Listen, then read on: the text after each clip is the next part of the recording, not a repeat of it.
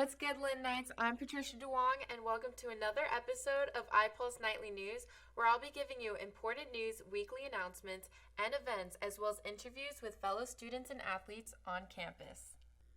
Here's the important news of the week. Over the past year, the number of anti-Asian hate incidents, which have included racial and xenophobic slurs, physical attacks, and shunning, is higher than ever reported, and an unreasonable number of attacks have been directed at women.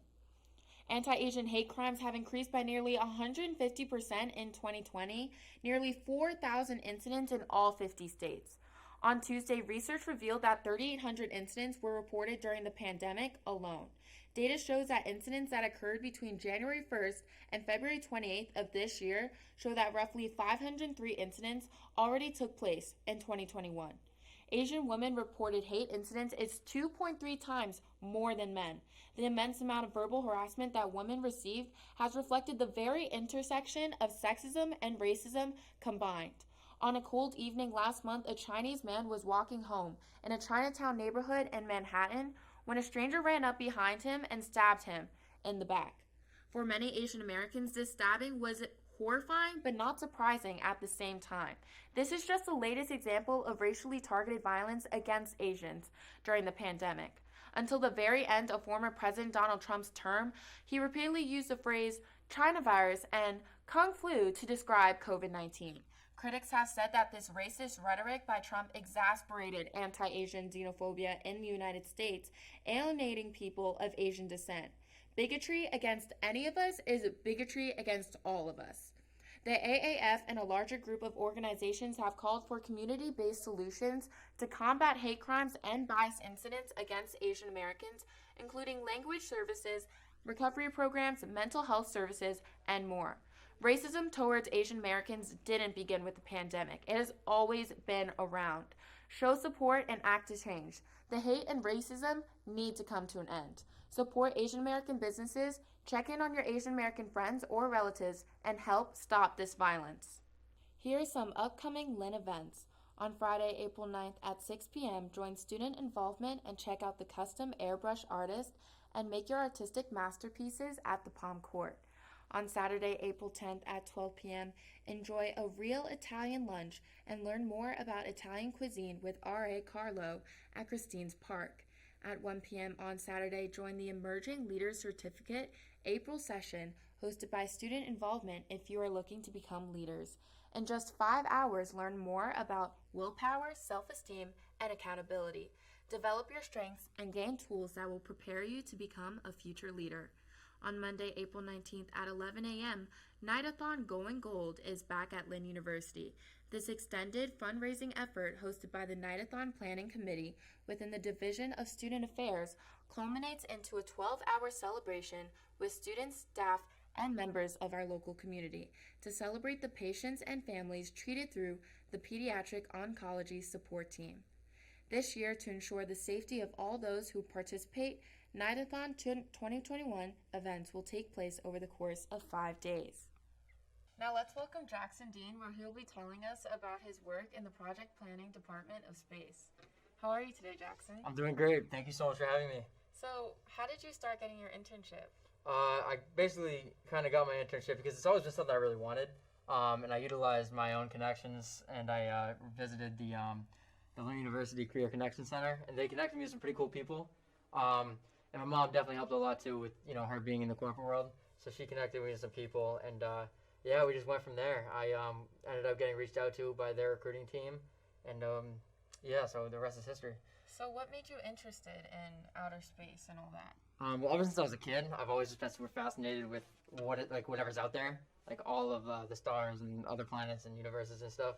So when I ended up getting the calling to be able to, work for a company that specializes in space, I jumped right on it. I was super excited. That's amazing. Yeah. So where is this internship located? It's located in Sunnyvale, California, which is right in the Bay Area, near San Francisco, Cupertino, Palo Alto, California, that whole area. So can you tell us a little bit about what you're going to be doing there? Yeah, so I'm in their project planning department of space, which is basically where I'm going to be working with some higher level executives on, some of it requires a security clearance. I'm going to be working with some of their new classified missions and what they're going to be they haven't really announced yet as to what I'm going to be working on specifically in that Department of Space yet in their project planning program, because it is classified, like I said. Yeah. So I'm not allowed to really speak too much on it. But for the most part, it's just going to be really cool to be able to like overlook some of their missions and controls and stuff like that. So That's awesome. Thank That's you. amazing. Yeah, I couldn't excited. even imagine doing something like that. So, what advice would you have for students trying to go into their career choice and find these internships like you did? My advice would definitely be to start now. You know what I mean? Like, you can never wait too long. There's some, I know, juniors and seniors that haven't really even gotten an internship yet. But for the students here, I really, really advise you to go and visit the Career Connections. They're great, super helpful, and they really do connect you with some really amazing people, and you never know what you can get out of it. So I was fortunate in the position I'm in through them, but I think that it's really important that more and more kids, just go and visit them, because if you don't, it's going to be too late eventually. So it's really, really important that you do. What are your plans for the future? What do you have in store for your career? What do you want to do? Oh, that's a great question. What I have in store, I guess, for my career, like my future, it would definitely be to just continue my studies here at the university. I'm still debating on going back and forth on if I want a master's or not. Yeah. But other than that, I really want to just keep working. I really like the corporate field, and if Lockheed Martin isn't forever, then I definitely want to experience another big corporation like Apple or Microsoft or one of those. Yeah.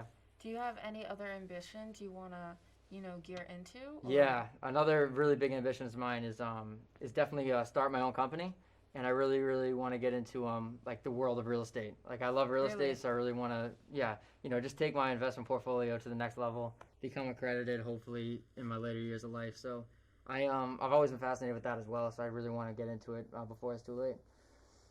That's awesome. Thank you. Like balanced all that work in school. So how do you balance work in school like that? Well, it's not easy. I think that part of the reason why it's a challenge is simply because of the whole block scheduling. Yeah. Because if I was able to utilize majority of my time throughout the day, it kind of gets cut off because of my class. Yeah. So it's definitely a challenge. So especially with the people that I'm working with, you want to be able to be flexible. But the specific time I have for some of these classes is like right in the middle of when they might be available. So other than that, though, it's more on me to just be able to work around their schedules the best I can and be able to do everything in my power to be able to make time for them. So I know you told me about your plans after your internship, and you want to study abroad in England. So what do you want to do there? What are you hoping to accomplish? Honestly, I'm not really trying to accomplish much out in London. I'm just really, really excited to be able to study abroad. It's always been another dream of mine. So if I'm able to just the whole culture, travel, I love travel. So I want to be able to, go to like Italy or Portugal again, or even go to, I don't know, like Paris. Like just go to all over Europe. It would definitely be an experience like no other.